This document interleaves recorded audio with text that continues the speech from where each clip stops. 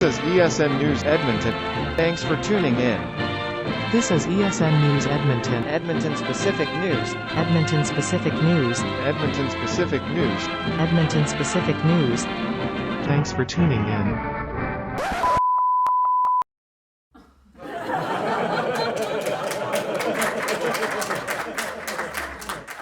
I did not think we would be back so soon. Welcome back to ESN News. ESN News. This story is a follow-up to our original and only other story, the Edmonton drug trafficking arrests and what's become of them. But first, a quick recap on what exactly I am talking about.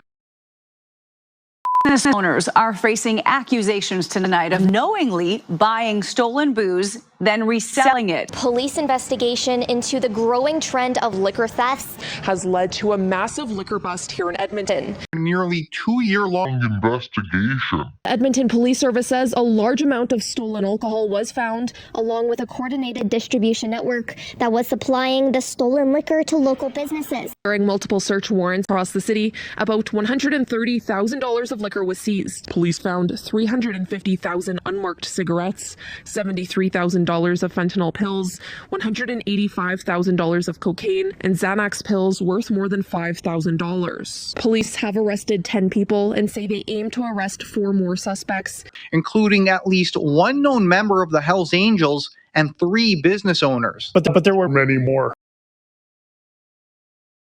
And now we find ourselves here. Since this story aired, Dr. Sony Raj was put on a temporary suspension. However, it has been brought to our attention that he is set to teach courses in the winter semester, even after being arrested. This is exceptionally alarming as his sketchy history extends beyond the recent arrest. Multiple complaints have been made about his treatment of both staff and students that include disrespectful treatment, negligence, and abuse of power. A source was able to inform us that an internal investigation into his behavior towards the staff and students in the program, as well as accusations of plagiarism from other peers, have been ongoing since far beyond this story was released. But none of it has ever been followed up with any disciplinary action.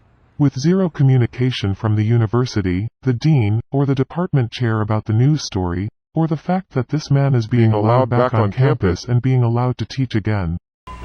All right then, listen carefully, and I will tell you about 4 things which will help you. Several students within the program are actively looking at transfer opportunities wherever possible to avoid being associated. To say the staff and students in the communication department feel unwell about the news of his return would be a gross understatement. Not only with a professor that is lacking in both quality and professionalism, but also a school that would harbor a person of this caliber and allow them to represent their establishment. We will continue to follow the story as it unfolds. Well, that's all for now. Thank you again for tuning into ESN News.